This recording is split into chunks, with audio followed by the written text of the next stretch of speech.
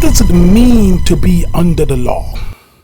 In the New Testament, the phrase under the law is used to describe someone who is bound by the requirements of the Old Testament law, particularly the Mosaic law. Now, this includes things like the 10 Commandments and hundreds of other laws and commandments, regulations, governing everything from dietary restrictions to ceremonial practices. Trust me, Nicodemolites, you don't want to be under the law, because being under the law means a person is obligated to follow all of these requirements, regulation, in order for you to be considered righteous before God.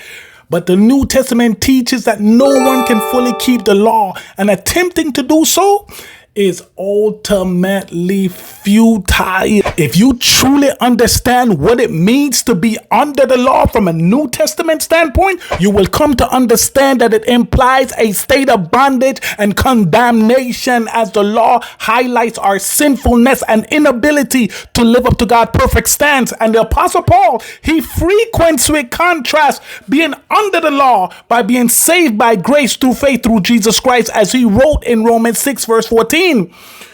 For sin shall no longer be your master. Why? Because you are not under the law, but under grace.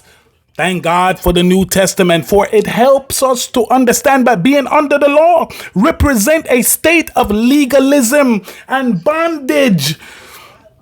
But while we're under grace, grace represents freedom and salvation through Yeshua Jesus Christ.